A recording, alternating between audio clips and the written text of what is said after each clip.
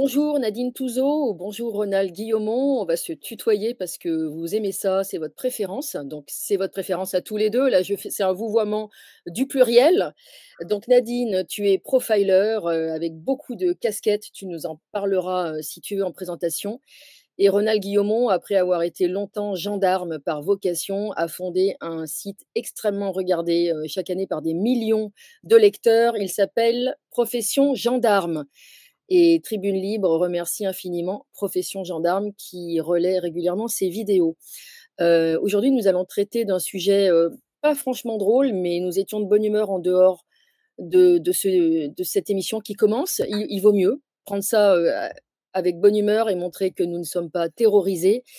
Nous allons d'abord ensemble évoquer deux affaires récentes qui nous ont évidemment choqués et blessés. L'affaire de la disparition du général Delaware et l'affaire de l'étrange disparition également du très fin géopolitologue Éric Denessé. Voilà, ces affaires, nous n'avons aucune preuve, bien sûr, mais ces affaires nous semblent assez étranges au vu des circonstances et je pense que vous avez l'un et l'autre des choses à ajouter, des éléments qui sont peut-être pas des preuves, mais un faisceau d'indices intéressants. Nadine, je te laisse la parole en premier. Honneur aux femmes, puisqu'on va le faire à la traditionnaliste. Honneur aux femmes. Bienvenue à tous les deux. Merci Nadine. Merci Stéphanie. J'en profite pour remercier aussi Ronald qui publie également mes émissions Profilement Vôtre sur son excellent site Profession Gendarme. Donc oui, je suis profiler et chercheuse internationale en comportement, et notamment le comportement des cybercriminels, où j'ai fait des théories scientifiques qui sont étudiées dans beaucoup de pays, mais évidemment pas en France. Comme je disais, comme on avait échangé, on travaillait un peu chacun de notre côté, Ronald, moi et toi-même, sur ces assassinats d'État qui sont très étranges parce que moi je les vois comme ça aussi en termes de mots et je crois que vous aussi. Ça n'est pas nouveau, ce n'est pas quelque chose de nouveau. Il ne faut pas croire que ce qui se passe aujourd'hui, c'est quelque chose qui est choquant, certes, mais malheureusement culturel, si je puis me permettre, dans certains milieux politiques et surtout à certaines époques.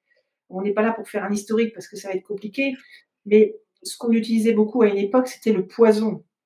Le poison a fait partie de la praticité qui laissait pas de traces, puisqu'à l'époque, on ne pouvait pas faire d'autopsie comme on fait aujourd'hui, ou très peu. Ou en tout cas très mal. Il n'y avait pas les moyens, on n'avait pas ce qu'on appelle le forensic technique et le forensic comportemental qu'on utilise dans énormément de pays, sauf quasiment pas en France, pour pouvoir étudier le dossier de l'assassinat ou du défunt ou du meurtre ou du présupposé meurtre ou du suicidé qui n'en est pas un, etc. etc. Nadine, je te coupe. Le forensique, c'est la médecine légiste. Alors, le forensic, c'est un nom qu'on utilise pour parler de tout ce qui est lié des sciences utilisées pour des affaires criminelles. Donc, par exemple, l'ADN, les empreintes digitales, les traces de sang, toute étude que tu peux faire. Donc, et tu as la partie technique. Donc, ce que je viens de citer, par exemple, fait partie de la partie technique. Ça veut dire qu'on utilise des machines, des outils ou des éléments pour analyser. Et tu as la partie non technique, qui est donc la partie comportementale, où là, c'est le métier qui veut ça, qui fait que des profilers sont là pour travailler dessus, pour dire, par exemple, Omar m'a tué, non, c'est pas possible, par exemple. Donc, certaines personnes ne s'appuient que sur les techniques. Malheureusement, on trouve beaucoup de preuves en comportemental qui ne sont quasiment pas utilisées en termes de savoir, de connaissances, pour valider ou invalider certains éléments techniques. Parce qu'on va trouver, c'est très facile de laisser des traces pour inculper quelqu'un. C'est extrêmement facile. Il n'y a rien de plus facile que ça, de laisser des empreintes diverses et variées, pas forcément digitales, qui ramènent à l'ADN ou qui ramènent à des éléments identifiant un individu de façon, encore une fois, technique, mais structurellement, techniquement, physiquement, voire émotionnellement et intellectuellement, ça ne matche pas. Donc, toute la partie juridique va s'asseoir uniquement sur la partie technique, forensic technique, parce qu'on exclut au maximum, en tout cas en France, la partie comportementale, à tort. Et c'est là qu'on se rend compte que non, on essaye de faire inculper quelqu'un à tort. C'est pour ça aussi, c'est une des raisons aussi en France, et les assassinats d'État est-ce que je suis en train de dire que nous sommes le pays au plus fort taux enfin, dans les pays au plus fort taux de cold case. Cold case, c'est les affaires mal classées ou non classées. Mmh. C'est parce qu'on n'utilise que la technique et parce que c'est arrangeant, justement, pour pouvoir passer un ensemble d'affaires qu'on préfère classer en suicide, etc., etc., dont ma propre affaire de l'affaire d'Agen, où la victime a été classée en hypothèse suicide par des gendarmes. Hypothétiquement, il s'est suicidé, donc c'est impossible d'écrire une chose pareille. Mais c'est pratique, du coup. Donc, on exclut certaines sciences, dont le comportemental, enfin tout ce qui est lié au profilage, parce que un homard m'a tué. Moi, l'homard m'a tué, je savais très bien que c'était pas possible. Enfin, on peut pas voir la personne techniquement, c'est pas possible qu'elle avait pas les moyens de se déplacer, ainsi de suite. Enfin, on n'est pas sur cette affaire-là aujourd'hui, mais il y a tout un tas d'affaires où, oui, il y a des traces forensiques techniques qui identifient un individu, mais l'individu, parfois, il peut avoir un véritable alibi. Et ensuite, derrière, comportementalement parlant, ça ne matche pas. On appelle ça une incongruence dans notre métier. Mmh. Et donc, on fait quoi avec ça? La justice est formée pour éviter ce genre de sujet, de discussion. Quoique, moi, tous les rapports que j'ai faits au niveau justice pour les dossiers que j'ai dû fournir, ils ont toujours été acceptés et entendus, sauf évidemment l'affaire d'Agen, puisque c'est une affaire d'État pour tenter de me tuer, socialement et physiquement, de l'affaire de 2013. Mais concrètement, c'est rarement intégré.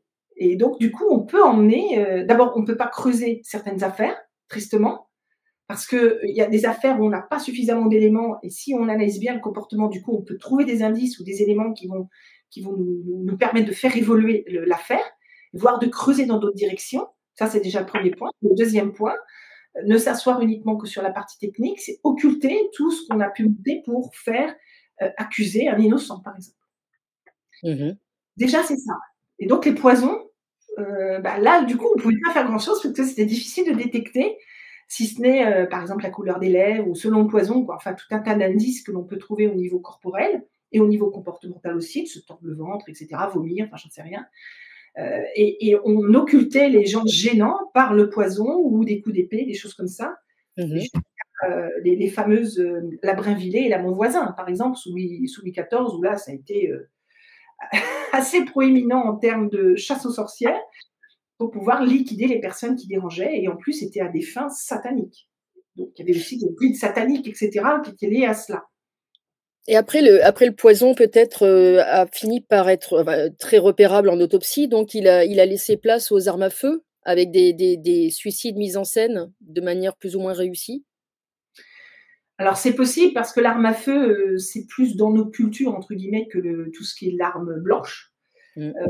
Et que si on donne des ordres à des cellules dédiées à ce genre de tâches, qui sont donc des cellules, il y a eu le SDEC, il y a eu le service action, il y a eu même le COS qui a fait certaines opérations en extérieur, et puis les dernières cellules là, qui ont été mises en place. Le COS, tu peux dire ce que ça veut dire? Parce que pour les profanes, ça veut dire quoi, COS? Le centre des opérations spéciales, c'est un Mmh. centre d'élite de tout ce qui est militaire et civil, mais qui ont des accointances ou des savoirs ou des techniques de travail performantes, plutôt haut de gamme.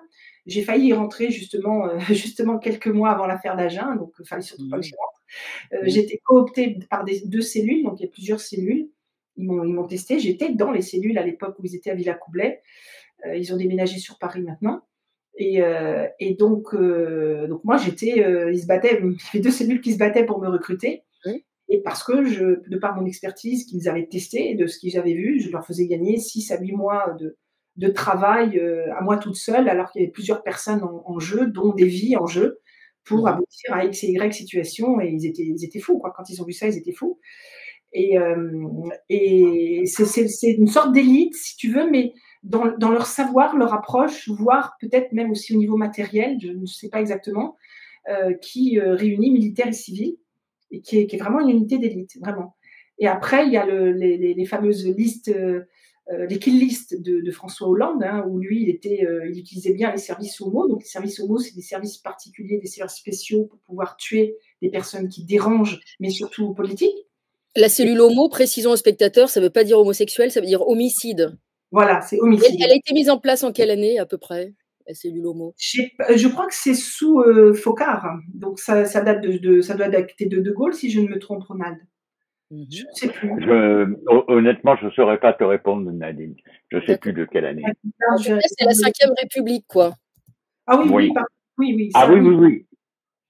Oui, oui, D'accord. oui, c'est Et 5e après République. maintenant la cellule Lily, sous, Macron, qui commence à être bien connue et qui s'est bien fait connaître, à part sa violence, extrêmement, pernicieuse. Enfin, il y a pas les mots de ce qui a pu se passer. On l'a vu avec les gilets jaunes notamment. Et voilà un petit peu l'évolution de ces cellules qui sont des cellules qui se sont spécialisées pour faire des interventions en France ou à l'étranger, Mmh. dans un but souvent politique. Et ça, c'est la partie visible de l'iceberg, parce qu'il y a d'autres personnes qu'on a voulu liquider, puisque j'en fais partie, hein, qui sont aussi sur ces listes, mais on n'en parle pas, ceux-là. Et comme tu l'as cité en introduction, il pourrait y avoir sur ces listes le général de la Ward et Éric Dénessé, par exemple. Tout à fait. Tout à Alors, fait. je précise, puisqu'on se posait la question, alors, la cellule homo, prend ses racines dans la 4e République et donc sous la 4e, le président du conseil Guy Mollet donne, son feu vert à plusieurs opérations homo dès 1957, donc ça remonte à l'après-guerre. C'est assez ancien, en fait. En fait, ouais. Mais c'est la continuité de toutes ces comment dire, mises en place de liquider les gens qui dérangent d'une manière ou d'une autre. Ça s'est structuré en fait quelque part. Ça s'est Mmh. professionnalisé, plus exactement. Avant de donner la parole à Ronald, juste pour, avoir ton avis, de profiler sur l'affaire Delaware et l'affaire Denessé, quels sont les éléments, qui te mettent des doutes, on va dire, sur ces 2 personnalités? Alors, Éric Dénessé, c'est quelqu'un que je connaissais vraiment très très peu. J'ai écouté plus ou moins. C'est que déjà, ils étaient, pour le général de la Ward, oui, j'ai croisé notamment en février. Je l'ai croisé plusieurs fois et on était à peu près dans les mêmes réseaux de résistants actifs. C'était un homme dans la force de l'âge qui n'avait pas forcément raison de faire ce genre d'AVC. Je crois que c'est un AVC fulgurant, voire AVC. violent. Mmh mh. Oui, c'est ce qui a été dit. Mais en fait, concernant Delaware, il n'y a jamais eu rien d'officiel. Nous avons été informés par un email de la famille, comme quoi il était décédé le 11. Alors, excuse-moi Nadine de t'interrompre. Je voudrais parler de Dominique Delaware, du général Dominique Delaware en particulier. Et effectivement, tu étais présente d'ailleurs, j'en témoigne. Le 27 février donc de 2025, nous étions à un repas de cohésion que j'avais organisé et le général Delaware était présent. Il était en excellente forme et donc on avait des contacts réguliers. Je publiais pour lui régulièrement. Disons que je recevais tous les 2 ou 3 jours à peu près. C'était à peu près le rythme qu'il abordait et il travaillait beaucoup pour la résistance et je le publiais régulièrement. D'ailleurs, toutes ces archives sont sur mon site Propulsion Gendarme et le 9 mai, le général Delaware m'a envoyé donc ses publications et il avait commis une erreur sur une vidéo YouTube. Bon, mais ça arrive à tout le monde. Sa vidéo, il l'avait publiée en privé. Je m'en suis rendu compte tout de suite. Je l'ai eu au téléphone. On a rectifié le tir de manière que sa vidéo puisse être publique. Je l'ai publié le 10, c'est la dernière publication que j'ai fait pour lui. Et le 11, j'apprenais qu'il était décédé d'un AVC. Il y a aucun texte, il y a aucun document officiel qui parle d'un AVC, mais d'un AVC massif. Or, il était en très très bonne forme. Le général avait 76 ans, près de 77 ans, le même âge que moi, et il se portait très très bien. Il avait des projets. Il faut dire également que il avait fait une vidéo avec Mbala Mbala, qui a fait beaucoup de bruit d'ailleurs. Cette vidéo, elle était en 2 parties. La première partie que j'avais publiée sur ma page YouTube a été immédiatement censurée. Et aussi bizarre que ça puisse paraître, la seconde partie ne l'a toujours pas été. j'ai voulu reprendre la première partie à nouveau et elle a été à nouveau censurée. Donc, on m'a averti que je risquais de perdre mon compte YouTube. Voilà en ce qui concerne le général de la Warde. Donc, je ne suis pas le seul à avoir des doutes, tout simplement. On n'a aucune preuve, mais on ne peut avoir que des doutes. Son décès arrange pas mal de personnes qui le dérangeaient, surtout avec tout ce qu'il déclarait, tout ce qu'il faisait. Là-dessus, en ce qui concerne Éric Dénessé, moi, je ne le connaissais pas non plus, mais c'était quelqu'un de très brillant, un géopolitique brillant, qui avait d'énormes projets. On a voulu parler qu'il avait des problèmes financiers, mais qui n'en a pas. Il avait des projets dans l'avenir en plus, et je ne crois pas à son suicide du tout. D'ailleurs, il y a eu une polémique qui est sortie à l'annonce de son décès. Tantôt on disait qu'il était décédé sur Paris et ensuite dans les Vosges. Bon, maintenant il faudrait savoir où est-il véritablement décédé.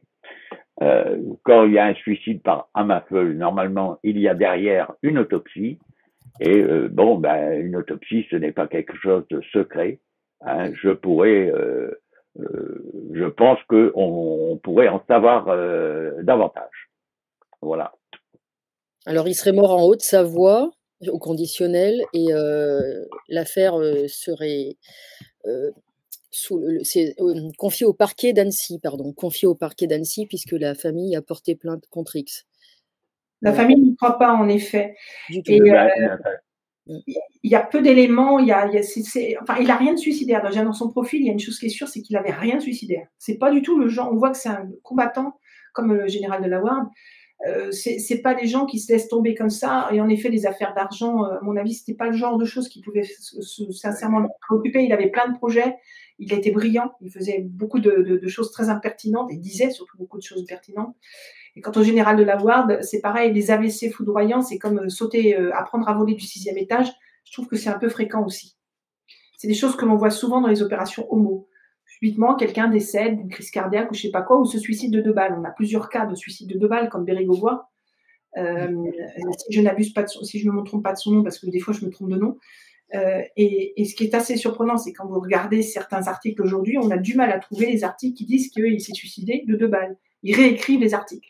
Ils les réécrivent. Donc, c'est qu'ils commencent à se rendre compte qu'il faut qu'ils réécrivent toute l'histoire de façon à ce que nous ne soyons plus avisés de cela, l'ancienne génération éventuellement, mais pas la nouvelle. Ils sont en train de tout rechanger. Ça vous rappelle pas l'époque, ça? Si. Déjà, ayant constaté énormément de suicides dans ma carrière, je les compte plus. Suicide de 2 balles dans la tête, je n'y crois absolument pas. Mais c'est derrière. Tu fais comment derrière? Tu fais comment là? Il y a déjà ça. Si vous me permettez, je voudrais parler d'un autre suicide avec de très grosses guillemets. C'est le gendarme Christian Jambert, par exemple, qui donc c'est lui qui a découvert le meurtrier des disparus de Lyon, Émile Louis. Or, ça a été l'enquête de toute sa carrière. Et ce garçon-là, donc, s'est retrouvé à la retraite et devait, pendant sa retraite, il était convoqué par le procureur de la République pour porter témoignage. C'est ce témoignage qu'il devait apporter au tribunal, c'était la consécration de sa carrière, c'était la reconnaissance de son travail. Et 15 jours avant cette convocation, on le retrouve dans son garage avec un fusil Vandeloris entre les jambes. Donc au départ, lors des premières constatations, c'est un médecin urgentiste qui a constaté le décès, qui a délivré le certificat de décès en marquant suicide. Il n'y a pas eu d'autopsie, il n'y a pas eu d'un médecin légiste, alors que sur un suicide, normalement, c'est un médecin légiste qui intervient, pour cause que le légiste n'était pas disponible.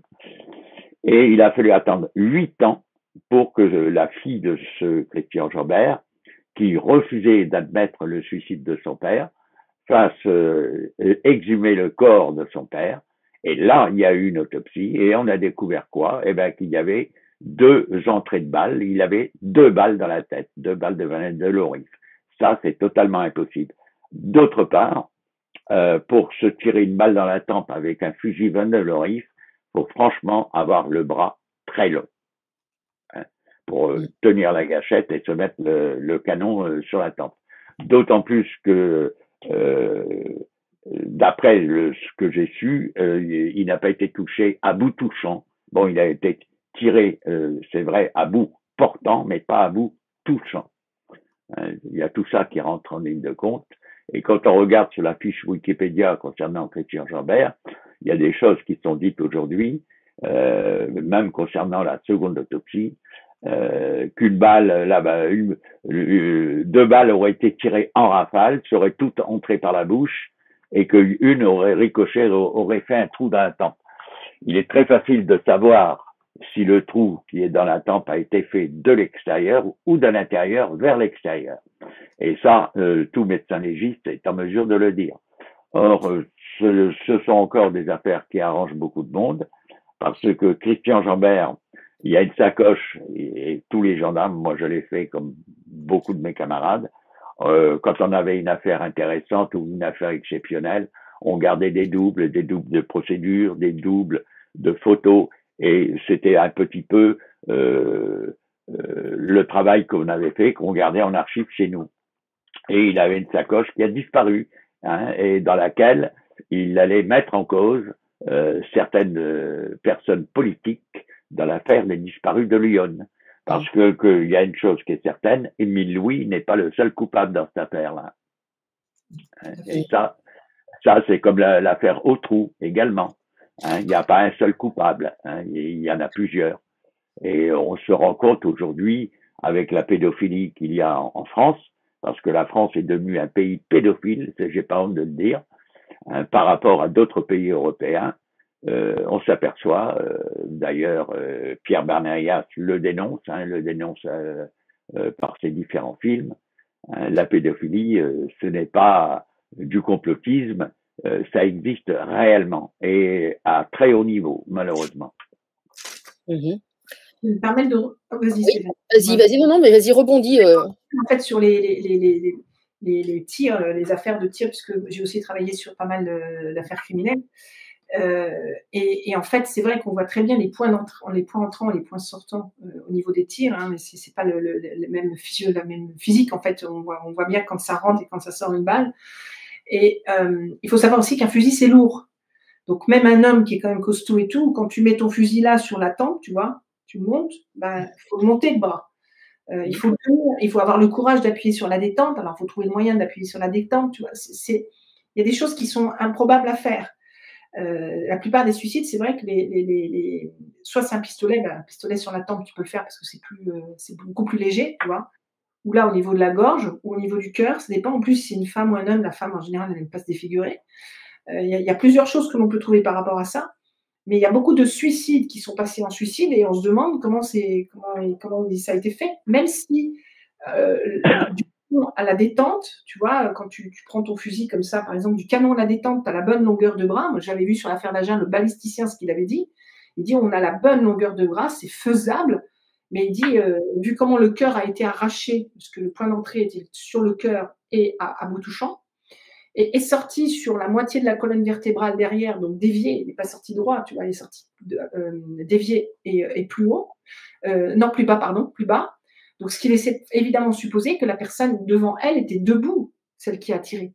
Vu l'angle balisticien, de la balistique, pardon, tu ne pouvais pas faire autrement. Mais ça a été classé comment dire, pas classé, c'était considéré comme une hypothèse suicide.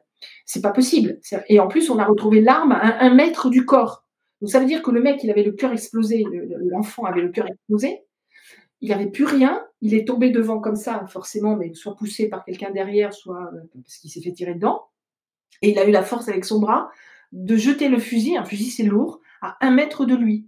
Vous m'expliquez comment?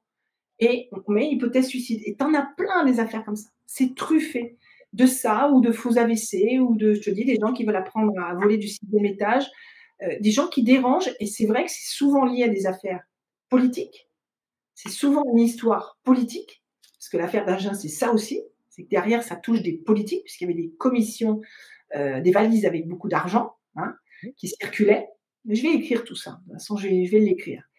Et que dès qu'on touche à des politiques, tu peux y aller, t'es dans t'es dans la ligne de mire. C'est sûr que t'es dans la ligne de mire.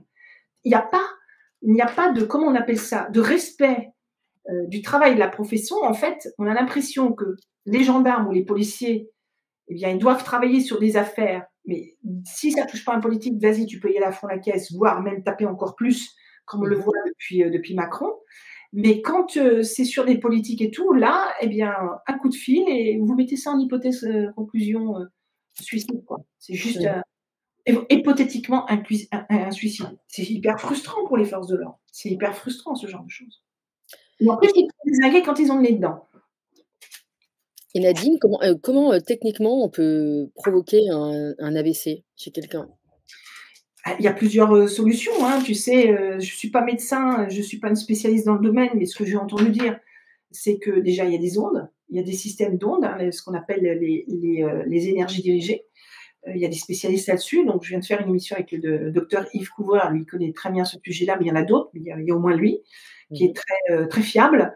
Il y a peut-être je sais pas, des trucs médicaux peut-être qui peuvent être mis en place pour le provoquer. Quelque chose qui va faire, ou des crises cardiaques ou des choses comme ça. J'ai pas tout techniquement, j'ai jamais été bonne en médecine et je n'aime pas parler de sujets que je connais mal. Oui. Mais j'ai entendu dire certaines choses et je ne saurais pas les développer, donc je préfère pas le faire. En tout cas, c'est tout à fait possible. C'est pas nouveau, c'est depuis qu'on découvre ça qu'on le sait. Ce sont des armes militaires, hein, à l'origine. Faut pas l'oublier, tout ce qu'on est en train de dire là. Ce sont des techniques homo, entre autres. Et tu sais, c'est comme Internet. Hein. Nous, on a fini par avoir Internet, mais ça faisait longtemps qu'ils l'avaient dans le milieu militaire. Ça faisait très longtemps. Ça vient de là, d'ailleurs. C'est que et c'est secret, c'est caché, on n'en parle plus. Alors moi, j'ai eu des informations, mais je réitère, je n'ai pas le langage, je vais pas être crédible dans la mesure où je ne sais pas parler comme un médecin, c'est pas mon domaine. Donc j'aime pas parler de ce que je ne connais pas suffisamment bien, mais ça existe de plusieurs manières, Tu travailles parfois avec des gens qui maîtrisent ces sujets, peut-être? Ah bah sur un dossier, quand je suis sur un dossier, je ne fais plus d'affaires criminelles depuis longtemps, mais par contre certains délits, certaines choses, j'ai toujours, je cherche toujours, ou je demande aux clients de chercher l'expert, la personne qui est dédiée à pouvoir répondre à certaines questions. Même si je sens la piste et tout, si c'est pas mon domaine, j'estime qu'il faut qu'on aille voir ailleurs parce qu'on a besoin d'éléments tangibles, tout simplement, et voir en prendre un deuxième si c'est nécessaire. C'est un travail d'équipe. Toutes les affaires, c'était ça. L'affaire de j'ai pas travaillé seule, on était plusieurs. Et donc des experts auprès des tribunaux, hein, qui, quand ils ont vu ce qu'on m'a fait à moi, n'ont pas compris. Mais sur les autres affaires criminelles, c'était pareil. Et je travaillais parfois conjointement avec la police et la gendarmerie. En Afrique noire, c'est courant. Donc, on avait un légiste, donc je travaillais avec le légiste, avec le photographe aussi, c'était très rigolo, le policier photographe. Il savait pas trop prendre les photos, donc je lui ai montré certaines choses. Je dis pas que j'étais la meilleure professionnelle, mais au moins on avait des photos plus ciblées sur l'affaire criminelle, enfin les affaires criminelles, parce qu'on en a fait plusieurs. Bref, bon, on travaillait conjointement et puis on se serrait les coudes et puis c'était bien. Et par contre, mes résultats, le légiste avait les siens, moi j'avais les miens. Et comme on travaillait conjointement police et gendarmerie, eh bien, donc la gendarmerie choisissait mes résultats à moi et la police choisissait ceux du légiste. Et puis, ils arrivaient toujours, moi, c'était plié en une demi-heure de temps avec ce que je leur disais. Et je me rappelle la première fois, le légiste arrivait en courant à la gendarmerie, il me dit « Allez, on a dit, il faisait ça ou ça ». Et je le regarde, je dis « Qu'est-ce que vous êtes complémentaires, en fait. Il faut être complémentaire comme dans tout travail. Lui, il rêvait d'un autre meurtre pour qu'on travaille ensemble pour apprendre encore. Je dis « Non, on va se calmer, là. C'est pas le but de tuer des gens. Il ne faut pas que les gens meurent quand même, pas comme ça ». Et voilà, c'est que c'est des expertises différentes, mais qui vont corroborer ou pas les résultats, et sur lesquels on doit discuter derrière, on doit analyser, et c'est pas toujours évident. Oui, Ronald? Oui, je voudrais rebondir sur ce que tu viens de dire. Tu viens de parler d'AVC, et quand on parle d'AVC, je pense tout de suite au général Dominique Delawarde.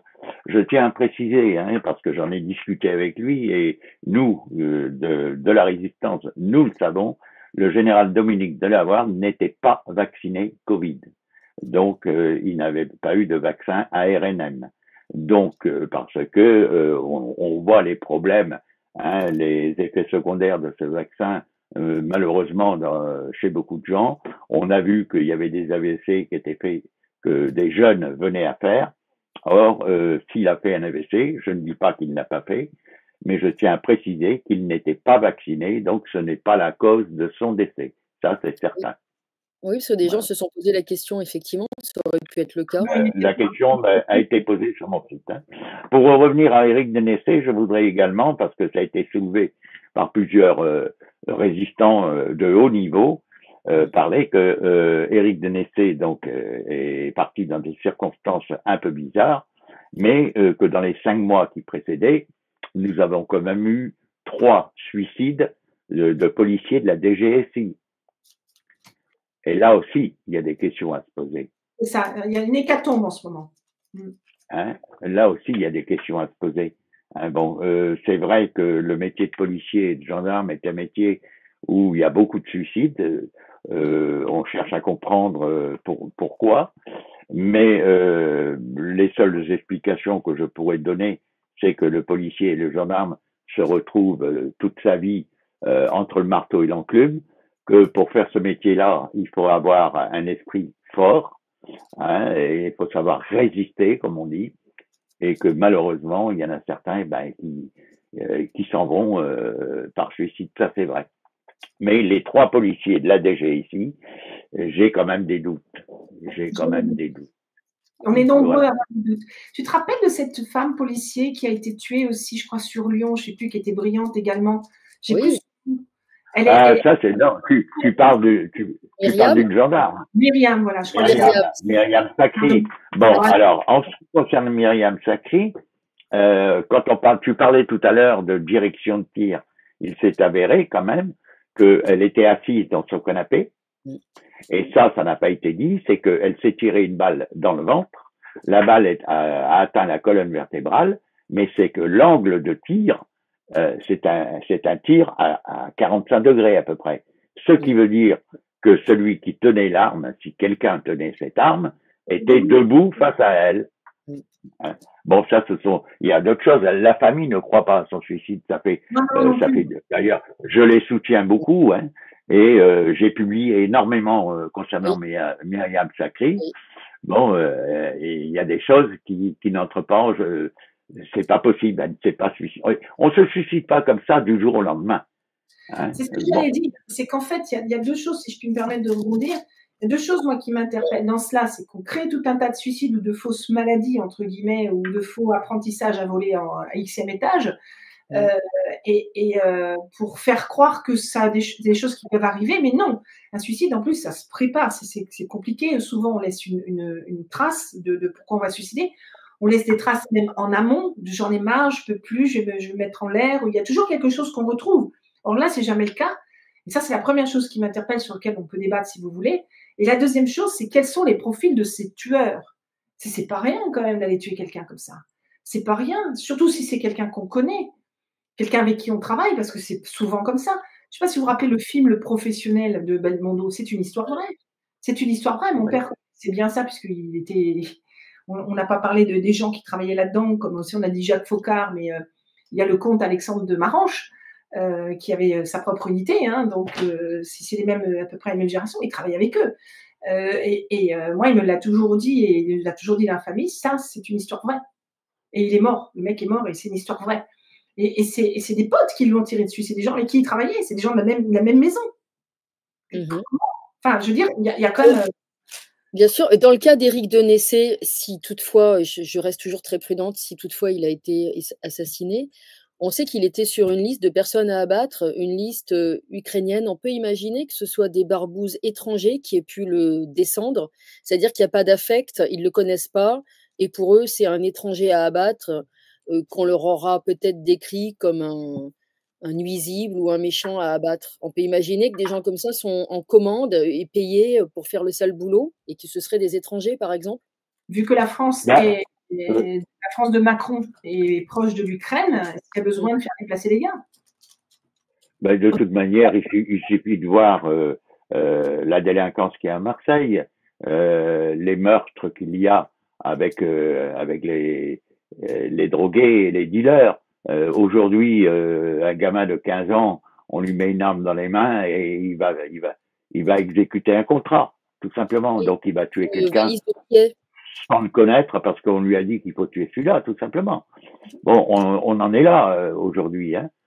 Pourquoi? Parce qu'on a banalisé aussi pas mal de choses. Est-ce qu'il faut quand même des gens expérimentés pour que la scène de crime soit maquillable en suicide à peu près crédible, ou on sait que ça va être classé sans suite et finalement, même si c'est fait un peu n'importe comment, on s'en moque? Non, pour moi, il faut que pour maquiller en suicide ou maquiller un crime en accident, je pense qu'il faut que la personne soit au minimum expérimentée quand même, parce que on peut pas faire n'importe quoi. Et bien, si derrière, il y a les réseaux, s'il y a les réseaux derrière qui permettent de dire un coup de fil et tu me classes ça en suicide et tout. On n'a pas parlé de Robert Boulin. Bon, ça aussi, c'est une affaire importante. Qui s'est suicidé dans 50 cm d'eau, ouais. Mais même pas. Bon, le premier gendarme qui l'a découvert dit bien que son visage n'était pas dans l'eau. Lors de l'autopsie, le médecin qui a fait l'autopsie a eu des ordres de ne pas trop s'attarder sur le visage. Or, il s'est avéré qu'il avait quand même fracture du nez, il avait reçu des coups. Mais je reviens sur le Christian Jambert, le gendarme. On a mis sur le compte que suite à son suicide, il est tombé en arrière sur la tête. Or, s'il tombe en arrière dans son garage sur la tête, la trace de sa chute serait à l'arrière du crâne. Or, c'est pas l'arrière du crâne qui est la trace, c'est sur le dessus du crâne. Bon, sur l'arrière, d'accord, mais c'est sur le dessus. Donc, cette trace-là, elle n'est pas faite lors d'une chute non plus. Voilà. C'est qu'en fait, c'est pour ça que je dis que l'idée, c'est d'éliminer.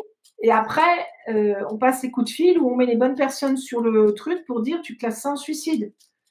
Affaire classée et impossible de réouvrir, impossible de faire quoi que ce soit. Combien même le combat des familles, on n'a jamais rien vu vraiment ni abouti. D'une part, c'est qu'on ne voit pas ces affaires vraiment aboutir d'une manière ou d'une autre, malgré les preuves, malgré les éléments indiqués de droite et de gauche, tout ce qui est tangible en fait, premièrement. Et deuxièmement, ces gens-là qui se défendent, et je l'ai vu pour ma propre cause sur l'affaire d'Agen, qui se défendent, qui montrent certaines preuves, qui disent non, je suis innocent, etc., ou non, c'est faux, ou non, ceci et cela, n'ont jamais été discrédités.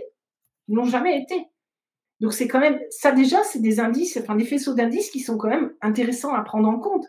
Et pour les affaires homo, il y a des affaires homo qui ont foiré. Et là, ce sont des experts. Ceux qui vont sur le terrain, c'est le SDEC, on parle de service action, du SDEC, anciennement, et de tout ce qui a suivi derrière.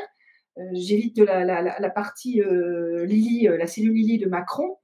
Ce sont des experts, des professionnels, c'est quasiment les meilleurs, même le COS, ce sont quasiment les meilleurs. Il y a eu des loupés de chez loupés, des sérieuses, des trucs vraiment loupés, malgré qu'ils soient bons, parce qu'il y a toujours ces risques-là. On ne peut pas être toujours à 100%, il peut y arriver beaucoup de choses, ce qui fait qu'il y a des risques sur ces opérations homo, donc il peut aussi avoir des risques sur quelqu'un que l'on veut trucider, qui ne sont pas forcément sur les opérations homo, mais qui sont éliminés aussi par ces gens-là. Je parle plus d'anciennement, jusqu'à l'époque peut-être Sarkozy, voire Hollande, parce que Hollande, il adorait ça, lui, les opérations homo, que l'époque Macron. Pour en revenir à l'affaire Boulin, il était franc-maçon, il avait été initié à la Grande Loge de France, et il était ministre du Travail, notamment à la fin de sa carrière pour Valéry Giscard d'Estaing. Et il y a eu donc une sombre affaire de corruption dans le domaine immobilier. C'est ça, hein? Donc, Tout à fait, oui. C'est une petite affaire pour le démonter parce qu'en fait, il était pressenti pour être Premier ministre, voire Président de la République. Et ça ne plaisait pas, c'était sous Giscard. Ouais. Ça ne plaisait pas. Giscard, il aimait aussi les opérations homo. Hein. Il était même presque sanguinaire. Hein. Attention, c'était sous ces faux airs de gentil, doux philosophe, très éduqué. C'était quelqu'un qui aimait ça. Vous vous souvenez de l'affaire des diamants avec Jean Bedel-Bokassa? Oui. Vous pouvez en dire 2 mots? Quelqu'un veut en dire 2 mots? Je ne sais plus tout l'historique. Mon père m'en a parlé. Il la connaît bien. Ouais. J'ai plus tout l'historique. Mais Ce qui Moi, signifie c'est quand même que pareil. votre sœur était baignée dans des affaires, plus que douteuses. Bah, si tu veux, les affaires homo, il y avait beaucoup alors, il y avait 2 choses. Il y a une époque où il y avait beaucoup les présidents d'Afrique noire qu'on mettait en place pour les intérêts de la France, donc on liquidait celui qui dérangeait. Et puis après, il y a le terreau, le côté terreau qu'il y a eu sur les pays de l'Est de, de, de l'Europe et sur la partie Moyen-Orient. Donc là, après, c'est toute la partie terroriste. Donc c'est là-dessus qu'il y avait beaucoup d'opérations. C'est sur ces 2 territoires-là qu'il y avait beaucoup d'opérations. Parce que les opérations homo, c'était toujours pour des intérêts politiques, dans le but de placer une personne à la solde d'eux. Donc surtout de la France. Mais sous, je crois que c'est sous Sarkozy ou sous Hollande, je ne sais plus, où on a beaucoup, même Chirac peut-être, je ne sais plus, tu me diras Ronald si je ne me trompe pas, on a beaucoup plus lié les intérêts avec les États-Unis, donc allier les forces et unir les forces de tout ce qui est renseignement, tout ce qui est opérations diverses et variées, et même faire des opérations conjointes sur des territoires étrangers dans les intérêts des uns et des autres. Et ce qui fait qu'on a perdu notre souveraineté dans certains choix, etc. Et les opérations étaient encore plus américaines, à la limite, que françaises, pour certains cas, pour pas mal de cas. Et ces affaires, à chaque fois, on voit que la justice n'est pas indépendante, elles sont classées sans suite. On peut imaginer, par exemple, que l'affaire récente de Nessé sera certainement, hélas, classée sans suite? C'est ce que je crains, Euh, sauf À si mon avis, elle n'ira même pas dans un procès. Hein. Bon, est-ce qu'on aura des informations sur l'autopsie? Si autopsie il y a eu, il y a ça eu encore. apparemment, d'après mes informations, il y a eu autopsie puisque la Oui, famille a porté plainte, oui, mais bon, c'est que dit le rapport d'autopsie? et ça n'a Parce pas que le été rapport, ça, il y a pas eu de fuite là-dessus. quel est le oui, ben légiste? voilà. Quel est le légiste? Comment travaillent les légistes? Avec quelle technique ils travaillent? Est-ce qu'il a reçu des ordres de bâcler le travail, etc., etc. Il y a tout ça. Il n'y a pas de neutralité dans tous ces éléments-là, et ni la justice. Les vrais dossiers dits juridiques, ou les fausses affaires, les affaires d'État, ou les trucs, là, on va en faire toute une histoire, mais les vrais sujets et tout ça, là, pof, on l'écarte, c'est mis de côté, c'est comme si on était complètement débile, malgré tout un faisceau de preuves que tu peux présenter. Et c'est pas nouveau, hein. Moi, j'avais la première fois que je commençais à avoir des affaires juridiques où il y avait tout un tas de dossiers, ça tenait la route, etc., etc., et que non, ça passait à la trappe parce que on ne sait pas ce qui s'est passé derrière. Mais forcément un peu quelque part de la corruption. Et tout au long de ma vie, sans que ça me concerne moi, ou que ça me concerne moi, puisque moi, c'est l'affaire 2013, je n'ai vu que cela. Donc quand je dis que je n'ai pas confiance en la justice, je le dis avec un recul énorme où il y a à boire et à manger en fonction de tout un tas d'éléments dont on n'a pas tous les tenants, les aboutissants. Je les ai, moi, sur l'affaire 2013, mais sur les autres, je ne les ai pas tous. Mais des injustices, mais innommables, innommables. Et derrière, tu as des gens qui sont peut-être professionnels ou pas, j'en sais rien, mais subitement ne le sont plus. Je reviens à mon hypothèse suicide. Quel parent peut accepter de dire que hypothétiquement il s'est suicidé? Mais c'est pas possible. Enfin, on n'est pas à l'âge de pierre. Oui, donc on peut se retrouver comme dans les affaires célèbres, Boulin ou Bérégovoy avec des familles qui recherchent pendant des décennies la vérité, mais en vain finalement, puisque la justice subit des pressions trop importantes. Je sais pas ce que tu en penses Ronald, puisque Ah mais complètement. D'ailleurs, je suis allé voir avant cette émission là, je suis allé voir la page Wikipédia concernant Robert Boulin pour me retremper un petit peu dedans. Bon, c'est une page qui est très fournie. Bon, Wikipédia, ça vaut ce que ça vaut, on sait, mais néanmoins, elle contient quand même des informations importantes et intéressantes. Et cette affaire Boulin, depuis le temps qu'elle dure, et je pense que on n'aura jamais la finalité, tout simplement. En plus, les gens disparaissent au fur et à mesure. Donc, il y a de oui. moins en moins de témoins, il y a de moins en moins de. Et c'est fait exprès de traîner dans la longueur pour ça aussi. Voilà, tout à fait. Là, dernièrement, là, on parlait dans la presse de l'affaire du petit Grégory. Alors, ça n'a rien à voir, hein, mais Oui, c'est l'affaire du petit Grégory, c'est une affaire qui dure depuis une quarantaine d'années maintenant. Les témoins ils ont disparu les uns après les autres, hein, de manière naturelle, hein, voilà. C'est une affaire qui jamais, à mon avis, jamais on ne trouvera le coupable. Hein, pourquoi? Parce qu'il y a eu des erreurs coupables, commises. Ronald. Le ou les coupables, peut-être. Le ou les coupables, tout à fait. Tout à fait. Mais on peut prendre d'autres exemples. Je voudrais parler d'un camarade que je connais très bien, que j'ai connu. C'est le François Abgral qui commence à être connu un peu sur la toile, hein, ancien adjudant de gendarmerie, qui a quitté la gendarmerie, hein, et qui est devenu enquêteur privé. J'ai oublié le nom de la victime. C'était un gamin de 17 ans, hein, 17-18 ans, qui s'est retrouvé condamné à perpète pour avoir assassiné, massacré 2 jeunes enfants sur les rails d'une voie de chemin de fer. Et il s'est avéré que 17 ans, après 17 ans de prison, ce garçon a été reconnu innocent. Voilà. Ah oui, l'affaire, oui, très connue.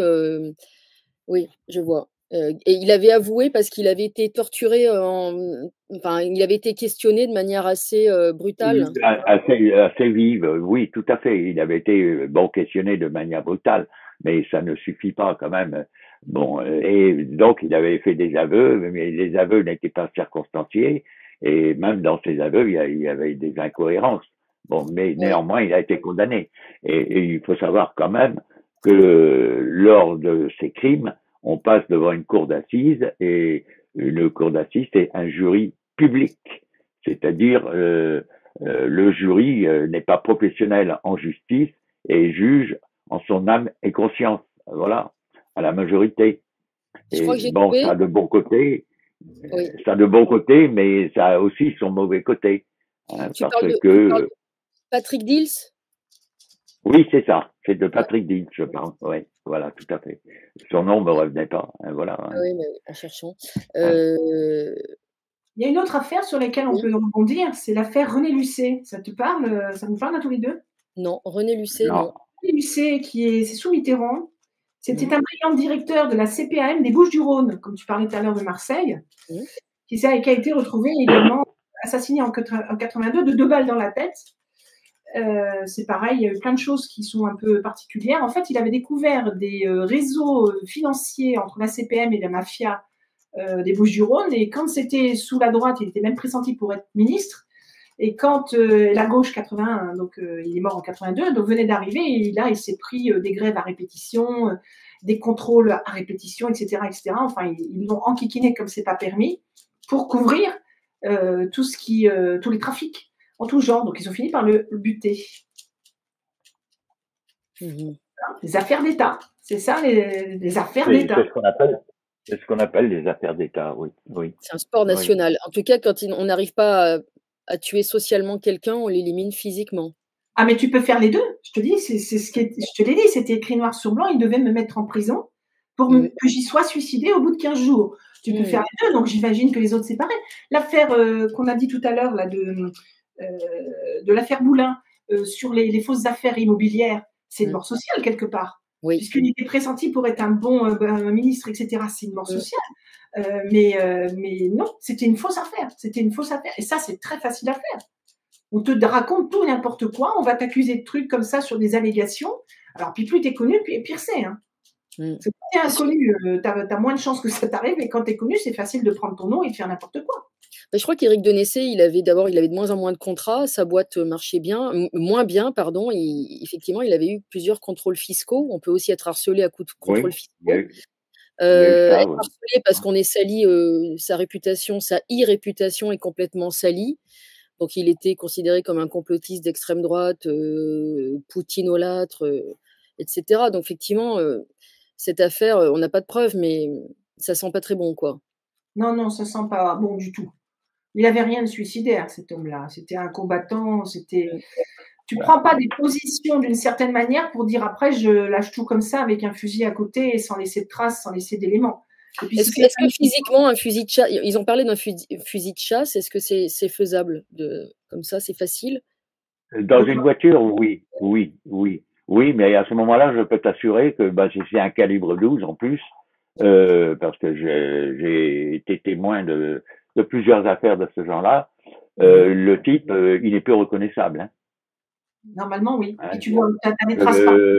Je peux t'assurer que, et même la voiture, hein, moi j'ai eu le cas ici, je suis intervenu parce que j'ai travaillé en pompe funèbre en quittant la gendarmerie, et je me suis retrouvé sur un suicide dans ma commune ici. Et donc j'avais mon patron qui était des pompes funèbres, mais qui n'était pas habitué à ce genre d'enquête. Il me dit bon, on va le sortir de la voiture. J'ai dit non, non, non, attendez, venez voir de l'autre côté de la voiture. Le type, malheureusement, ben, j'ai dit écoutez, il faut qu'on ait un sac plastique, hein, parce qu'il faut lui mettre la tête dans un sac plastique, autrement on en met partout. Et la bagnole est partie à la casse, alors que la bagnole était neuve. Hein. Le gars, il s'était éclaté, c'est le cas de le dire. Hein. Donc il lui manquait il s'était tiré sous le menton un calibre 12 et la moitié de la tête est partie en pignou, quoi. Hein. Voilà. Bon. Mais ça, c'est des choses, c'est des choses assez terribles, mais ben, voilà.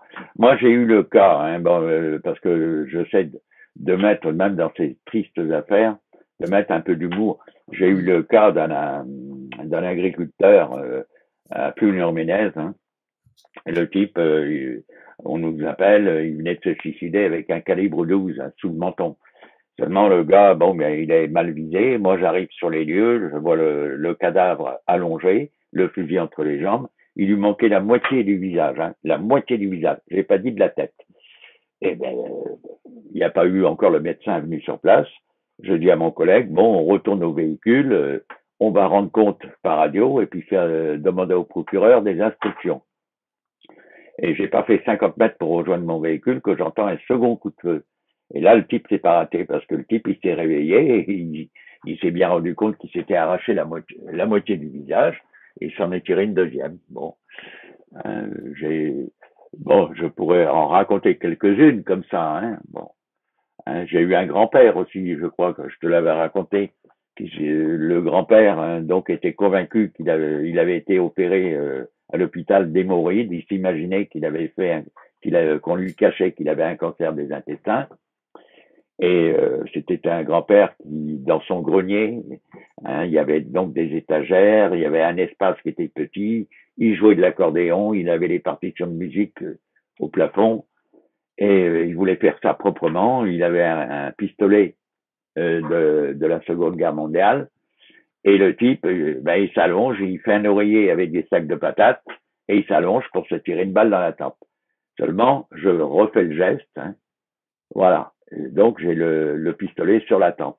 Mais comme j'ai pas beaucoup de place dans l'espace qui était étroit, mon coude fait ça. Et qu'est-ce qui se passe avec le pistolet? Le pistolet fait ça. Et donc, j'arrive sur les lieux. Et j'avais un camarade, je vais pas le citer son nom quand même, qui supportait pas le sang. Hein. Alors, il me dit, Ronald, tu vas sur le cadavre, moi, parce qu'il fallait qu'on prenne les mesures. Et à un moment donné, donc là je mets de l'humour, mais c'est la réalité. Je dis à mon collègue, hey, Daniel, il s'appelait Daniel, je dis, le cadavre, il bouge. Il me dit, t'inquiète pas, Ronald, t'inquiète pas, tu sais, c'est comme les canards, quand tu coupes la tête, il court encore. Effectivement, le cadavre, il avait un bras qui bougeait. Et à un moment donné, ben, le cadavre, il ouvre les yeux et me regarde. Et là, j'ai fait un lapsus. Je dis, appelle plus vite le SAMU, le cadavre, il est vivant. Et donc le SAMU est arrivé, ben, le type on l'a sauvé, mais il risquait pas de récidiver, hein, parce qu'il a terminé sa vie dans une chaise roulante, quoi. Bon, il a pris une balle dans la tête, c'est certain, mais il n'a pas dû toucher, et il a touché le cerveau à certains endroits, et ben, il s'est retrouvé paralysé à vie, quoi. Voilà. Mais c'est pour ça que je dis 2 balles dans la tête, c'est impossible. C'est impossible. Pour terminer cette émission, j'aimerais qu'on aille sur une affaire assez actuelle qui ressemble plutôt à une fausse nouvelle, à la fois faite pour nous terroriser, comme si ces véritables assassinats ne suffisaient pas, mais ça ne fonctionne pas de toute façon, puisqu'une fois que la vérité sort, elle sort de tous les côtés. À la fois décrédibiliser les informations sur les médias indépendants et sur les réseaux sociaux, bien sûr, et terroriser pour faire taire cette affaire du chirurgien inconnu au bataillon qui se serait défenestré. Qu'est-ce que tu en penses, Nadine? Tu as vu la vidéo? Ça te paraît être un fake, comme on dit? J'ai à peine vu la vidéo parce que j'ai essayé de voir qui était ce chirurgien, puisque je m'intéresse à cette affaire dans la mesure où j'ai fait un rapport de profilage concernant la personne la plus âgée du couple qui Macron. Qui est le couple Macron, voilà, que j'appelle le vieux, hein, pour dire qu'il y a le jeune et le vieux. Et donc, j'étais pas au courant qu'il y avait cet autre chirurgien. Donc, j'ai regardé et en fait, j'ai rien trouvé sur Internet. J'ai rien du tout trouvé sur Internet. Donc là, j'ai pas Un compris. médecin généraliste, tu disais, mais ça n'est pas du tout la même chose que d'être chirurgien. C'est la Ronald qui a trouvé. Oui, j'ai trouvé un médecin généraliste qui porte le même nom, mais qui n'est pas du tout en région parisienne et qui n'est pas, il est médecin généraliste et pas chirurgien. Donc, effectivement, ça pourrait être une fake news. Et ce genre de fake news-là, on risque de plus en plus d'en avoir. Pour quelle raison? Tout simplement pour nous décrédibiliser, hein, tout simplement. Et avec par contre, moi, j'ai publié la vidéo en question, je l'ai publiée, mais si on m'apporte des éléments comme quoi il s'agit réellement d'une fake news, il n'y a pas de souci, hein, je ferai un mea culpa, hein, parce que je ne pense pas avoir publié jusqu'à présent beaucoup de fake news. Il y en a une que j'avais fait à l'époque, il y a quelques années, hein. C'était le rapport des officiers, qui avait été repris au Canada d'ailleurs, et le président de cette association d'officiers avait dit non, on n'a jamais écrit cela, on n'a jamais fait cela, et c'était effectivement une fake news. Bon, je l'ai dit tout de suite, hein. Bon, je ne suis pas à l'abri de fake news non plus, hein, ça c'est certain. Puisque tu es très très productif, donc forcément, mais tu mets un point d'honneur à dire, là, j'ai pu me tromper. Si je me trompe, je le dirai, je l'avouerai, humblement. Oui, j'irai pas me cacher en disant non, j'ai jamais publié tel truc ou tel truc, sûrement pas. Non. Je suis pas à l'abri. La trace de cet homme-là, hein, ce chirurgien, semble pas exister en fait. Et la vidéo ressemble à une IA parce que c'est vrai que l'œil humain arrive encore par bonheur à repérer l'IA encore. Encore, ça n'a pas duré. Pas le risque, ça n'a pas duré. Non, puis après j'ai eu pas mal de coups de fil qui m'ont confirmé. J'ai pas cherché plus loin parce que j'avais pas le temps. Mais je l'ai pas publié moi. J'ai rien fait de ce truc-là. Je le sentais pas. D'entrée de jeu, je le sentais pas déjà. Je sais pas pourquoi, mon instinct me disait quelque chose et puis j'ai cherché et j'ai dit il est où ce médecin? Et en fait les autres m'ont dit la même chose que moi. On dit on trouve pas, c'est une fake news pour nous décrédibiliser et c'est vrai qu'il y en a beaucoup qui sont rebondis dessus et qui ont énormément publié parce que c'est pas toujours facile de discerner le juste du faux. Il faut être prudent, il faut éviter de se précipiter sur ce genre de choses. Il faut essayer de réfléchir un petit peu avant et d'être prudent. Il faut toujours être prudent, mais même moi aussi, je peux me faire avoir et je suis la première aussi à dire que je me suis trompée. Bien sûr. On peut saluer ici Christian Cotten qui a tout de suite dit qu'il a fait des recherches et que ce chirurgien n'existe pas. Christian Cotten, ce qu'il a fait de mieux qu'il pouvait faire, c'est la plainte qu'il a déposée. Parce que le motif de sa plainte, en fait, ce n'est pas le changement de sexe, ce n'est même pas le mensonge d'État. Ce qui est important, c'est l'atteinte à la sécurité de l'État, car quand on a un président qui peut être soumis à chantage, tel que c'est le cas à l'heure actuelle, il est vrai que c'est l'État français qui en subit les conséquences. Et ça, c'est important. De toute manière, quand on arrive à ce niveau, au niveau de la présidence, au niveau ministériel, on n'a plus le droit de prétendre avoir une vie privée. On n'a plus de vie privée. Alors de dire que c'est sa vie privée, ils ont la sexualité qu'ils veulent à partir du moment où ils emmerdent personne, à partir du moment où ils ne commettent pas de crimes ou de délits sexuels. Donc c'est leur problème. Mais c'est le mensonge. Aux États-Unis, ils sont beaucoup plus durs que nous en France et en Europe. Un président de la République aux États-Unis qui fait un mensonge, il est démis de ses fonctions, quel que soit le mensonge. On a eu un exemple. Aux États-Unis, il y a eu pas mal de présidents qui ont détenu des mensonges. Tout à fait. Mais il y en a un qui a eu chaud à ses fesses pour une histoire de sexe également. Oui, histoire de sexe. Non, mais Clinton, je ne sais plus où c'est Clinton. Mais en fait, c'est toujours la notion de pas vu, pas pris. C'est-à-dire que voilà. C'est tant que c'est pas pris, ça va. Après, il faut essayer d'enrober le truc. Mais en France, on a beau avoir une kyrielle d'éléments qui invalident la fonction présidentielle actuelle, ça continue quand même. Mais la plainte de Christian a été considérée comme Elle a été rejetée, hein. Elle a été rejetée par un jeune juge. Pour l'instant, mais avec son avocat, Pour apparemment, ils n'ont l'instant. pas dit leur dernier mot. Je ne peux pas en dire plus, je ne vais pas parler à sa place, mais donc, ils n'ont pas juste dans l'étape où on est Bah, aujourd'hui. voilà, exactement. ce genre d'affaire est rejeté systématiquement, hein, à l'heure actuelle. Hein. Exactement. Parce que, comme tu disais, la justice est aux ordres, hein, et voilà. Hein. Donc, étant aux ordres, il est certain que ça va être rejeté, et c'est quand même pas normal. D'ailleurs, dans la magistrature, il y a une chose qui n'est pas normale. Un gendarme, un policier est responsable de ce qu'il fait, de ses actes, quand il fait une enquête. Or, un magistrat n'est jamais responsable, même s'il se trompe. Parce que l'erreur est humaine, mais j'estime que la responsabilité, c'est quelque chose qui devrait exister. Bien sûr. Il y a des juges qui ont été honorables et honnêtes, dont certains sont encore en vie et d'autres pas. Il y a le juge Renaud aussi, qui a été tué sous Giscard. Oui. Je sais pas tous les tenants et aboutissants, mais apparemment, il n'était pas très fréquentable, mais il connaissait aussi très bien le milieu pas très fréquentable. Et visiblement, en tout cas, il y a une très forte suspicion que c'est le SAC qui l'aurait liquidé. Donc SAC, une des unités de service action, hein, ce jour, on est toujours dans le même univers de cette époque-là, de la SDEC et compagnie, et qu'il l'aurait liquidé, et parce que il en savait apparemment peut-être un peu trop, ou je sais pas tous les tenants aboutissants de cette affaire-là. Là, par contre, elle est très floue à mes yeux. Mais il y a des juges qui y sont passés. Et est-ce que c'était des juges honnêtes? Est-ce que c'était des juges droits? Est-ce que c'est parce qu'il n'y en a pas beaucoup quand même qui font vraiment la justice telle qu'on l'estime dans le regard d'un simple citoyen comme nous? Je n'en sais rien, je ne sais pas.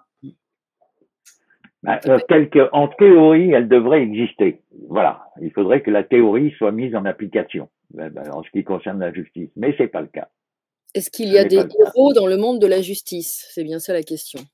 Il y a des quoi? Des héros et des héroïnes. Oui, il y en a, hein, c'est certain. Mais bon, il y a des saloperies aussi. Hein. Quand on voit le procureur qui avait mis sa gamine de 12 ans sur Internet, hein, et dont l'épouse, c'était à peu près la même chose. Hein, c'est incroyable, quoi. C'est incroyable de voir des choses comme ça. Voilà. Mais bon, ça, on le trouve dans tous les milieux. Hein. Et moi, ancien gendarme, je voudrais terminer en parlant des gendarmes. Être gendarme, qu'est-ce que c'est? C'est se mettre au service du public. Bon, j'ai dit qu'il fallait avoir un esprit fort pour pouvoir tenir dans la durée. Mais il faut imaginer qu'un gendarme, toute sa vie, toute sa carrière, il est dans un microcosme dans lequel il voit le mauvais côté de la population. Il ne voit que le mauvais côté de la population. Parce que les gens simples, les gens honnêtes, n'ont pas affaire aux gendarmes. On les connaît pas, ces gens-là. Voilà. Donc, on connaît qui? On connaît les gens qui posent problème, tout simplement. Sauf pour un dépôt de plainte, sauf quand on est accusé à tort. C'est là voilà. Ou quand on manifeste un peu trop fort. Voilà. Voilà. Mais bon, des ripoux, il y en a partout. Hein. Oui. Hein, il faut savoir que le pourcentage de ripoux est le même en gendarmerie ou dans la police. Hein. Il est le même que celui que l'on trouve dans la population, en pourcentage, j'entends bien. Hein. Voilà. Donc, non, moi, ça ne me choque pas. Ce qui est malheureux parfois, ça arrange bien les gouvernements, le gouvernement actuel d'ailleurs, c'est de mettre la zizanie entre la population et alors, je suis obligé d'employer le mot force de l'ordre parce que c'est comme ça qu'on les appelle, mais moi, je préfère gardien de la paix, voilà, de la paix publique, voilà. Il faudrait que ça redevienne les gardiens de la paix. Il faudrait que ça redevienne ça va revenir. Ils détruisent les professions, ils les détruisent parce que les vocations de ces gens-là, que ce soit un policier ou un gendarme, ils n'ont pas signé pour faire ce qu'ils font là. Et ils commencent à s'énerver. Ça commence à les agacer de voir que c'est pas sur les bonnes personnes qu'on les envoie en mission. Et ça commence à être gavant. Oui, ça commence à être gavant aujourd'hui. Tout à fait. Ben, on le voit, hein. On le voit et on le ressent. Hein. Ouais, j'espère qu'ils sont pas tous manipulés et qu'ils se rendent compte majoritairement que leur profession est assez abîmée, dévoyée. Je sais pas quelle est la profession. Là aussi, il y a certainement des constantes de la nature où on retrouve toujours les mêmes chiffres d'éveillés et d'endormis, entre guillemets. Il y a un gros problème à l'heure actuelle, c'est le recrutement. Déjà, il n'y a pas beaucoup de recrutement. Ensuite, le recrutement est fait au ras des pâquerettes. Ouais, et j'ai pour habitude de dire qu'on ne fera jamais un cheval de course avec un âne. Hein. Voilà. 7 sur 20 le recrutement, 7 sur 20. Et ça, c'est injuste pour l'âne, qui est en fait un animal très intelligent, contrairement à ce qu'on dit. Oui, tout à fait. Tout à fait. Tout à fait. Tu vois, on garde quand même le sourire. Hein. Je te laisse conclure, Nadine, sur ce bel animal. En tout cas, sur ce thème très grave, hein, gravissime, toutefois. C'est le crime légalisé, d'une certaine manière. On a le racket légalisé et on a le crime légalisé, l'assassinat légalisé, finalement, par l'État. En fait, c'est pas qu'on n'a pas le droit de tuer ou pas tuer, j'irai pas jusque-là, mais parfois pour des intérêts, quand il y a vraiment tu ne tueras point, sauf en cas de légitime défense caractérisée, avec des oui, proportionnalités. Oui, mais ça, c'est des choses matricielles peut-être aussi. Mais ce que j'essaie d'expliquer, c'est que parfois, dans les intérêts d'État, il est bon, enfin, je vais entre guillemets, hein, c'est pas pour tuer, hein, je ne souhaite pas qu'on tue, mais on est devant une situation où il vaut mieux éliminer quelque chose ou quelqu'un, peut-être pas forcément le tuant, justement, de façon à protéger les intérêts d'un État. On peut arriver à des situations limites, je dirais. Bon, je pense qu'on pourrait peut-être emprisonner. Alors, c'est pas non plus de mettre un masque de fer, ou etc. Moi, je suis plus quelqu'un dans la négociation. Donc, c'est trouver des moyens de négociation, un petit peu ce qu'on vit en ce moment, pas en Occident, hein, avec parfois un petit peu de force, mais sans forcément faire des vagues comme certains interprètent de droite et de gauche qui a pu se passer, par exemple, à l'Iran. Moi, je pense que c'est une phase de négociation qui a dû se faire et pas du tout dans ce qu'on voit partout. J'ai pas tous les tenants et aboutissants là-dessus, mais je le sens pas comme c'est présenté dans la plupart dans tout ce qui est plus classique en fait de ce qu'on voit de tout venant au niveau des messages. Et moi, je suis plus là-dessus. J'ai plus cette approche de négociation, de tu vas te calmer, tu me fous la paix, tu restes chez toi et moi, je reste chez moi. C'est un petit peu ça. Et ça n'empêche pas de faire du business, etc. Mais ne viens pas faire le précaré chez moi et j'irai pas faire le précaré chez toi. Tu vois, je suis plus dans cet état d'esprit-là. Mais pour les intérêts d'une quiétude d'un peuple, parce qu'il ne faut pas oublier que l'État se doit de protéger son peuple, se doit de faire en sorte qu'il ne crève pas de faim, qu'il soit en sécurité, etc. etc. Hein. Donc, il ne faut pas l'oublier, c'est ça, hein, être à la mission d'État et le représenter aussi quelque part. Donc là, on est complètement aux antipodes de ce que je viens de citer. Donc, concrètement, il peut y avoir des actions diverses et variées, sans peut-être aller jusqu'à l'assassinat, pour permettre de protéger, mais pas d'être ingérant, par exemple en plaçant un président pour les intérêts de la France et en liquidant l'autre qui était vachement bien ou pas bien, on s'en fout, c'est pas notre problème.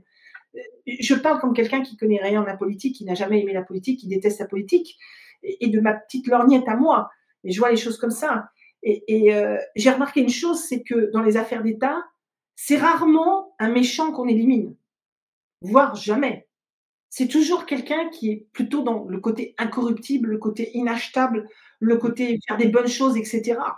C'est ça que j'ai surtout vu, moi, dans les affaires d'État. Et tous ceux qui s'en prennent plein la tête pour pas un rond et qu'on va invectiver dans ce sens-là, moi, je connais aussi des policiers et des gendarmes qui ont, même des militaires qui ont été victimes d'affaires d'État depuis 2013, parce que j'en ai rencontré beaucoup, qui m'ont soutenu, qui m'ont sauvé la vie. Qui m'ont plein de choses de ce qu'on peut vivre quand on vit des affaires comme celle-ci qui sont extrêmement difficiles à supporter et m'ont partagé leur vécu qui était proche du mien avec la surprise d'être encore en vie en fait quelque part. On avait cette surprise de se dire mais on est encore là, mais qu'est-ce qu'on a fait? On est qui? On est quoi? C'est quoi l'histoire? Alors certains savaient, moi je savais pas, j'ai compris après. C'est juste pour l'exercice du métier tel que je l'exerce et les capacités que j'ai. Ça dérangeait, puisque je vois quelqu'un en peu de secondes, je le vois de la tête à pied, je sais à qui j'ai affaire. Et ça, ils n'ont pas supporté, parce qu'on ne met pas un loup dans une bergerie et que je commençais à travailler dans certains endroits, à être experte auprès des tribunaux, des choses comme ça. Donc là, forcément, il faut tout bloquer. Mais surtout pas elle. Surtout pas elle. Et ils ont vu sur l'affaire d'Agen comment j'ai travaillé, ils l'ont très bien vu. Tout ce qui est écrit dans la presse n'est pas l'histoire réelle. Je pense mon cas. Et les autres me disaient exactement la même chose. Ils se sont retrouvés aussi dans la presse, parfois sans photo, pas toujours de façon si énorme que moi, mais ils avaient quand même au moins leur nom d'affiché. Et beaucoup se sont mis au vert, beaucoup ont arrêté. Ils ont dit attends, je n'ai pas signé pour ça. Et tout le monde se disait je suis encore en vie. Pourquoi je suis encore en vie quand on échange avec eux, ils savent ce que ça veut dire. On a vécu des choses lourdes, difficiles et traumatiques. qui sont un questionnement de se dire mais qu'est-ce que j'ai fait de mal? Parce que nous, notre notion de choses justes et vraies, c'est pas ça. Et moi, je pense que toutes ces victimes d'affaires d'État, elles sont peut-être pas toutes bonnes, elles sont peut-être pas, quand je dis bonnes, des profils bienveillants, gentils, etc. J'en sais rien, j'ai pas la liste entière et je la veux pas. Mais j'ai constaté quand même qu'il y en avait beaucoup. C'est les familles qui doivent porter ces messages-là. Mais qu'est-ce qu'ils ont fait? Pourquoi eux? Qu'est-ce qui s'est passé? Pour ceux qui ont compris, qui ont pris conscience d'eux. C'est lourd à porter parce que c'est pas l'image que l'on a de la vie en général. C'est de se dire on essaye de faire les choses bien. On n'est pas parfait, on ne sera jamais parfait. Mais pourquoi nous? Pourquoi c'est tombé sur nous? Pourquoi on avait une vie peinard, tranquille, et on se retrouve liquidé, ou on se retrouve d'une certaine manière dans une certaine situation, alors qu'on faisait bien notre job, qu'on n'a rien fait de mal, etc. Et c'est ça, je pense qu'il faut aussi réfléchir quelque part derrière, de se dire que toutes ces personnes-là, vivantes ou pas, parce qu'on parle de l'environnement aussi, hein, c'est ce que je suis en train de dire, c'est pas les plus méchants, à mon avis, qu'on a liquidés. Et derrière ces affaires d'État révèlent beaucoup de profils, de type profil, soit les intérêts, là, il ne faut pas toucher, par exemple, le vieux. Donc, on va faire beaucoup d'opérations contre cette histoire-là. Il ne faut pas toucher aussi les intérêts du mondialisme et de tout ce qu'on veut mettre en place. Donc, on va mettre en place tout un tas d'opérations, homo ou qu'importe, dans ce sens-là. Tout ce que les cibles qu'il y a eu indiquent les intérêts derrière de la personne qui, je dirais, squattent l'Élysée, hein, parce qu'ils ne sont que locataires un certain temps, et pas dans les intérêts du peuple, dans leur intérêt à eux. Donc, ça révèle leur profil, puisque les affaires qu'on a citées tout à l'heure, peut-être pas toutes, mais en tout cas une bonne partie, c'était lié à des intérêts des personnes en place au gouvernement. Donc, ça révèle leur profil, ça révèle leurs cibles, leurs objectifs, qui ne sont pas, et rarement, les intérêts vraiment du pays. Et du peuple. Donc les commanditaires, là, en l'occurrence, ont cherché à tuer la liberté d'expression, notamment. De toute façon, plus tu verras, oui. moins on pourra révéler un ensemble de choses, et moins on pourra discuter comme on le fait là. Moi, je reste optimiste. Hein. Je reste optimiste parce que je me rends compte que, au nombre de mes lecteurs d'ailleurs, les gens s'investissent de plus en plus, commencent à échanger, à parler et à s'instruire entre guillemets. Et ça, c'est important. Et je pense que ça nous donne espoir que notre société change et qu'on aille vers un meilleur monde. J'y crois. Je te laisse le mot de la fin, Nadine. Merci beaucoup, Ronald. Moi, je rebondis. C'est pas que j'y crois pas, c'est que je pense qu'il faudrait parce que j'entends beaucoup de gens disent il faut qu'on mette tel ou tel homme politique et ainsi de suite, mais ils sont tous de l'ancien monde. Et que je prends toujours l'exemple, vous arrivez dans un endroit où vous voulez construire une maison où c'est pas un terrain très meuble, on ne sait pas trop comment il est fait, etc. Vous n'allez pas construire votre maison sans savoir l'état des lieux et sans nettoyer. Là, c'est pareil. C'est-à-dire que et que ce sera peut-être quelque chose de complètement différent. Et ce serait peut-être mieux en étant plus dans un respect du vivant et en acceptant que chacun a un chemin à faire, mais en protégeant ses précarés. Enfin, on a un débat énorme à faire là-dessus. Et j'y crois, moi aussi, j'y crois parce que j'ai pas envie de leur donner la part belle. Hein. Ça, je fais partie de ces gens-là aussi. Si je résiste, c'est pas par hasard. Donc, et je lâcherai pas le morceau, quoi qu'on me fasse et quoi qu'on ait envie de me faire. Tant que je serai en vie, je le ferai. Et puis, si je suis pas en vie, il y en a 10 qui vont se relever et qui seront encore plus forts que moi. Donc, c'est le plus important. On lâche pas l'affaire. C'est de toute façon, on nous liquide. Pourquoi? Parce qu'on dérange. Mais on dérange qui? Des pourris. Donc, quelque part, la Légion d'honneur, c'est ça. C'est plus ce qu'on donne aujourd'hui. Qu'il se la garde. Je n'en veux pas, moi. Hein. Je n'en veux pas.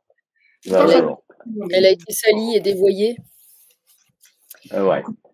Écoute, moi, je voudrais terminer en disant, je ne suis pas suicidaire, je suis en bonne santé. Comme vous voyez, j'ai le sourire. Et j'habite à rez-de-chaussée.